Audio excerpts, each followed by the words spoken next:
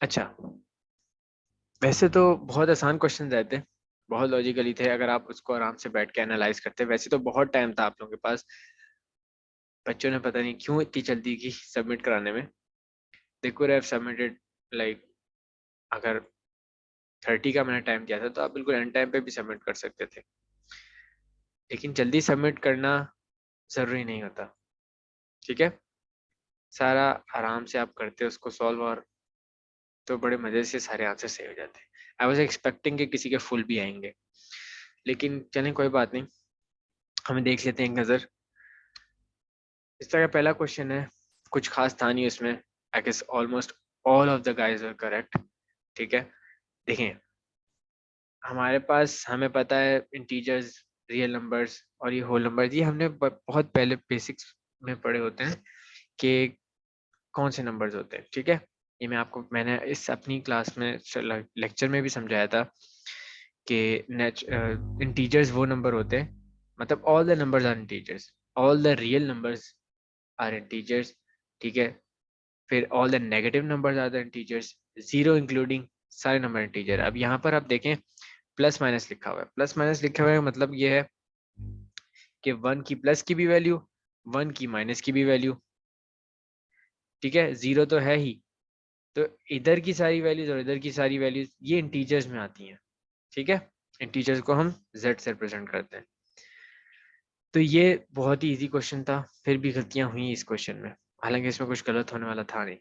ठीक है, अब यहाँ पर आते हैं, सॉल्व करने वाले सवालात में गलती हो सकती है, माना जा सकता है। ठीक है, जो सवालात में आपको एक चीज बताई गई, जिस तरह ऊपर वाली चीज थी, ये फैक्ट बात थी, फैक्चुअल बात थी, इसको आप चेंज नहीं कर सकते। तो ये तो आपका था कि आपको इस चीज की नॉलेज होनी चाहिए। ये तब आपको ये याद रहता, जिन्होंने गलत किया उनके लिए, कि आप लोग मेरे लेक्चर्स साथ के साथ नोट डाउन किया करें। जिस तरह मैं बता रहा होता है टीचर्स ये होते हैं ये होते हैं, साथ के साथ एक दफ़ा नोट डाउन कर लेता बंदा, तो पेपर से 15 मिनट पहले अगर आप अपनी कॉपी खोलें तो यू वुड नो कि हाँ ये क्वेश्चन ऐसे था, ये क्वेश्चन ऐसे था। ठीक है, तो हम ये क्वेश्चन देख लेते हैं। If x plus iota y plus 1 equals to 4 minus 3 iota. अब वो पूछ रहे हैं किसकी वैल्यू, x और y की वैल्यू। अब आप इधर एक नज़र गौर से देखें, इसको मैं अगर रीअरेंज करके लिखूं, x plus 1 plus iota y, या y आयोटा आयोटा y कर दें, इसको आसानी हो जाएगी, इक्वल्स टू 4 माइनस 3 आयोटा। अब एक नज़र इस क्वेश्चन को देखें। मैंने आपको बताया था कोई भी अगर हमारे पास इक्वेशन हो इमेजिनरी, उसके अंदर उसके दो पार्ट होते हैं। कौन कौन से? चैट बॉक्स में लिख के बताएं जल्दी, कौन कौन से पार्ट होते हैं।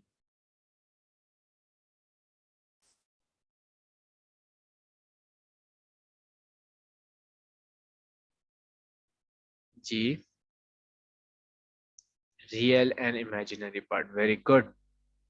रियल पार्ट होता है और इमेजिनरी पार्ट होता है।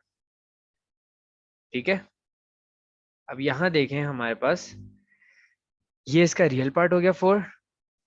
जी जी, वेरी गुड। ठीक है, और इमेजिनरी पार्ट क्या हो गया, -3। रियल पार्ट हो गया बेटा 4, इमेजिनरी पार्ट हो गया -3। अब यहाँ पर देखें, अगर हम x की जगह कोई भी वैल्यू हो, x y z a b c, कोई भी वैल्यू हो 1 2 3 4 5 6, तो आप इसको अगर गौर करें तो ये हमारा रियल पार्ट है, और जिसके साथ आयोटा लगा हुआ है ये हमारा इमेजिनरी पार्ट है। यस, यस हुसैन बोले, आपको क्वेश्चन है?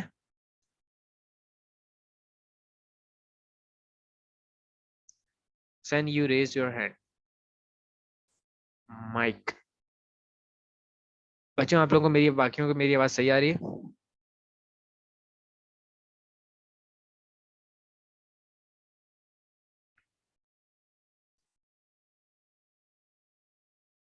अच्छा, माइक खोलूं आपका? ओके ओके, जी बच्चे बोले। सर ये वन किधर से आया? ये बच्चे क्वेश्चन में दिया हुआ है ना, ये देखें, x, क्वेश्चन देखें, x plus iota y plus 1, मैंने सिर्फ इस वाली पूरी इक्वेशन को रीअरेंज करा है इस फॉर्म में कि हमने x+1 पहले ले लिया, मतलब +1 को उधर ले गए। देखिए अगर आप गौर करें तो 1 तो रियल वाला पार्ट है ना, 1 तो एक रियल जी वैल्यू, और x की जगह कोई भी अगर वैल्यू डालते हैं, ठीक है, कोई भी वैल्यू 2 3 4 5 6, तो वो भी एक रियल वैल्यू कहलाएगी। Yes sir. ठीक है, यानी कि जिसके साथ आयोटा ना लगा हो वो तो रियल ही होती है।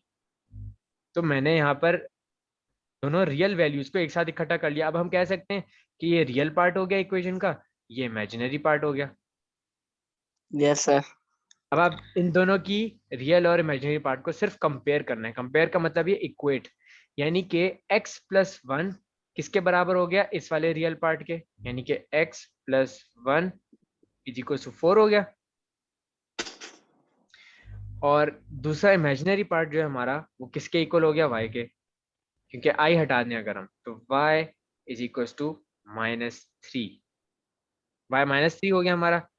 x हम निकाल लेंगे, ये 1 है, उधर जाके माइनस हो जाएगा, तो ये हो जाएगा 4 - 1, x इज इक्वल टू 3 और y is equal to -3।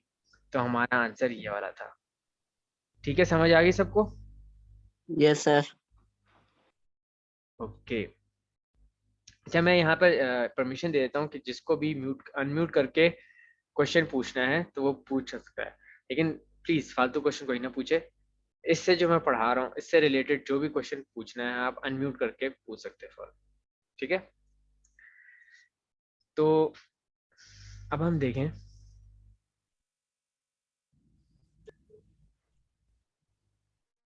Mohsin Ali आप म्यूट कर दें, जब आपको कोई क्वेश्चन होगा आप तब अनम्यूट करना, ठीक है? Yes sir. Very good.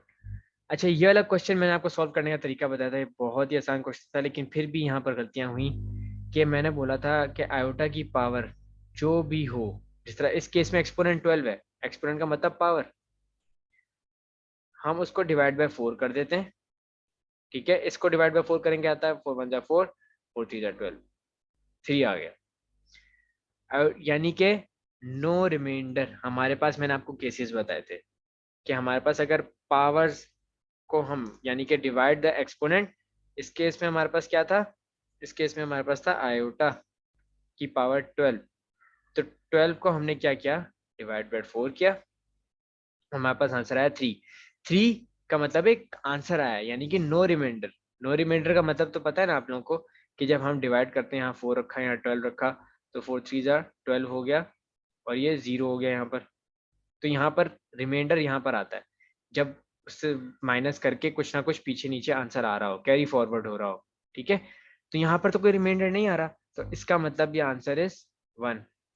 ये मैंने आपको बोला था नोट डाउन कर लें, क्योंकि ये बहुत इंपॉर्टेंट चीज़ है, हमारे आयोटा के सारे क्वेश्चन इससे सॉल्व होते हैं। इसी तरह एक और क्वेश्चन था जो कि नीचे था, वो भी मैं अभी यहाँ पर ही सॉल्व करा देता हूँ ताकि इससे मैच करने में आसानी हो। आयोटा की पावर 9 था। ठीक है, एक क्वेश्चन मैं आपको दिखा देता हूँ, नीचे करके क्वेश्चन था एक आयोटा एक्सपोनेंट 9 वाला, ये वाला। ठीक है, इसमें आयोटा एक्सपोनेंट 9 था और मैंने पूछा था इसमें क्या आंसर होगा। ठीक है, आंसर हमें पता है आयोटा का, जिस तरह हम करते हैं इसी तरह करेंगे। 9 डिवाइड बाय 4 किया। अब हम जब 9 को डिवाइड बाय 4 करें अगर आप, ठीक है, यहाँ पर वो यहाँ रखा, 9 यहाँ रखा, 2 × 8 आ जाएगा, 1 आ गया। रिमाइंडर क्या है बच्चे, 1 आया, रिमाइंडर 1 आया है।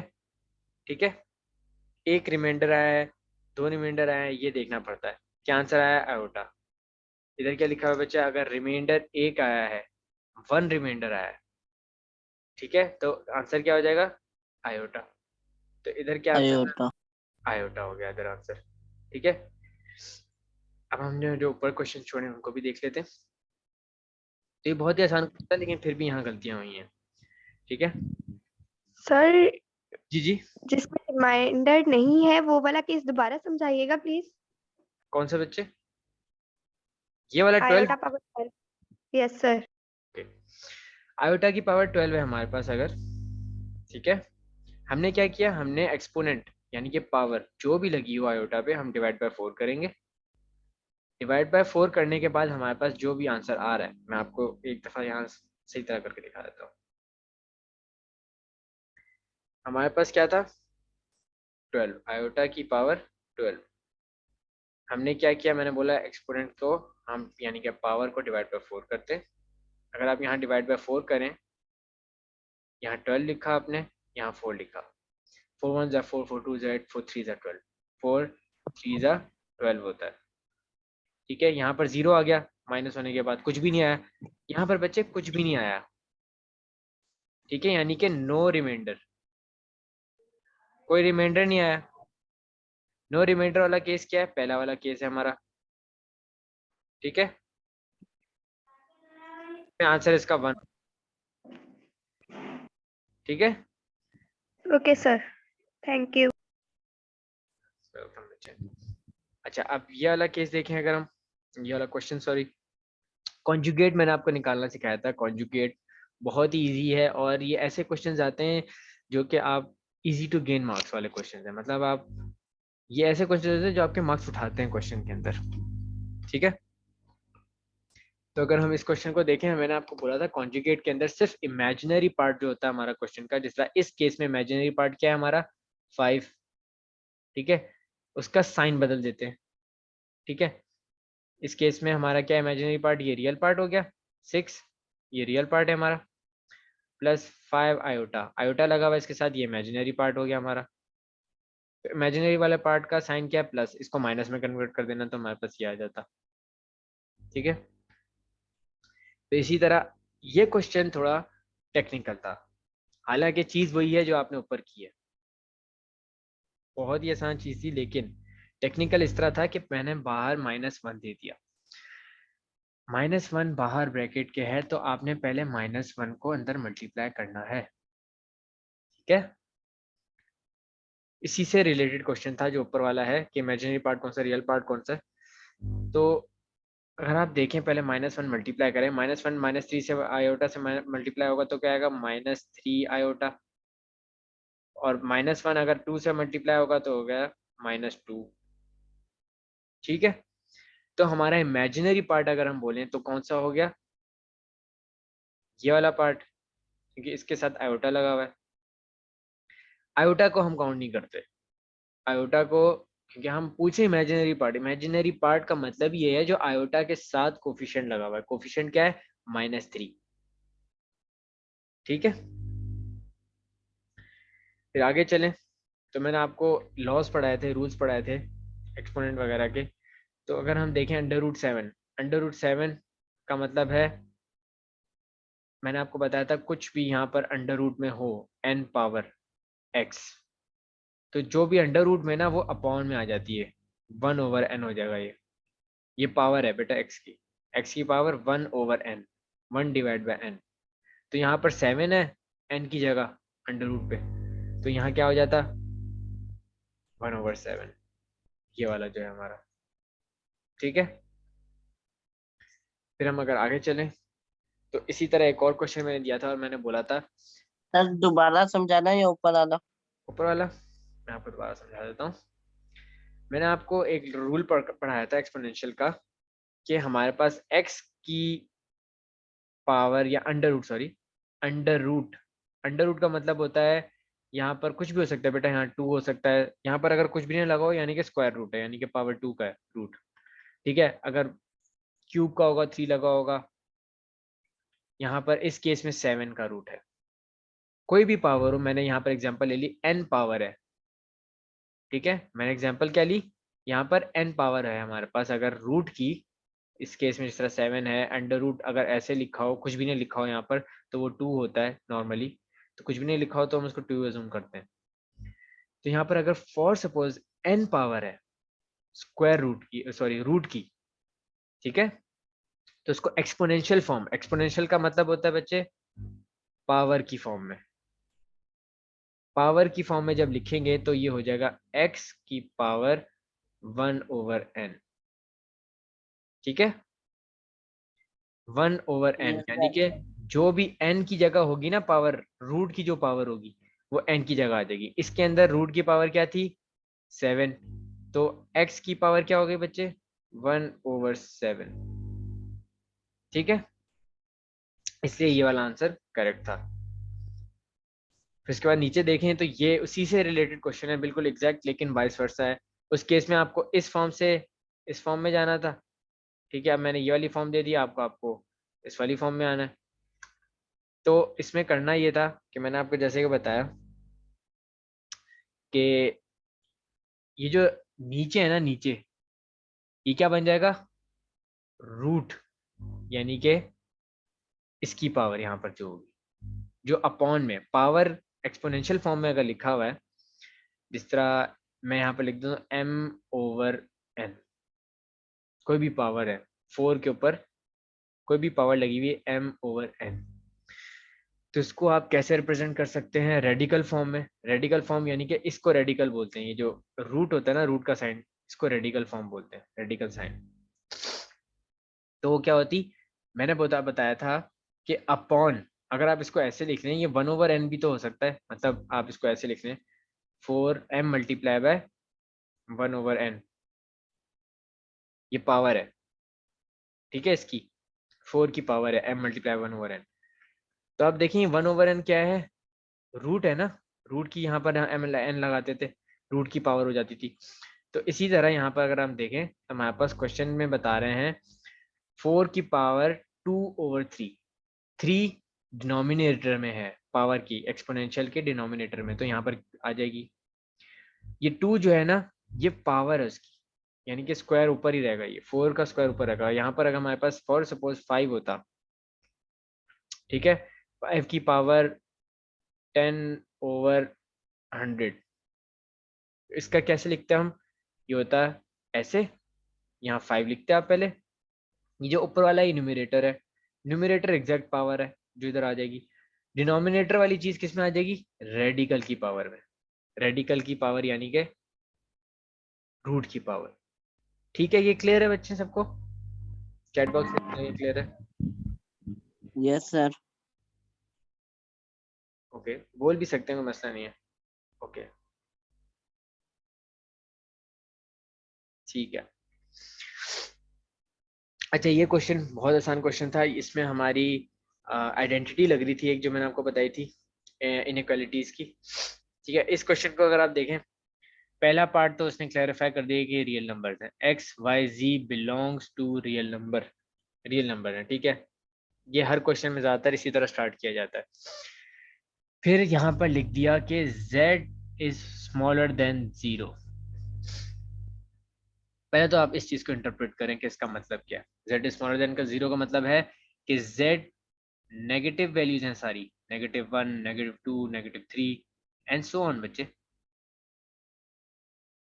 स्मॉलर देन 0, 0 से छोटी। अगर आप नंबर लाइन देखें, ठीक है, यहाँ पर हमारा 0 होता है, यहाँ पर सारी पॉजिटिव वैल्यू होती है 1 2 3, है ना, और यहाँ पर हमारी पीछे जाए, अगर स्मॉलर देन 0 का मतलब है पीछे जा रहे हैं हम, तो नेगेटिव वैल्यूज आ जाएंगी, -1 -2। तो z के क्या है हमारे पास, z सारी नेगेटिव वैल्यूज है, ये हमें पहली स्टेटमेंट इसने दे दी।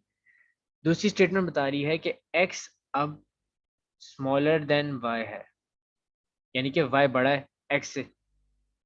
अब अगर कोई नेगेटिव नंबर आप मल्टीप्लाई करें किसी बड़े नंबर से, मैं आपको एग्जांपल देता हूँ, मैंने आपको इसकी पहली भी एग्जांपल दी थी कि x की जगह हम रख लें यहाँ पर 2, और y क्योंकि बड़ा है चूंकि इससे, तो हम यहाँ रख लेते हैं 10।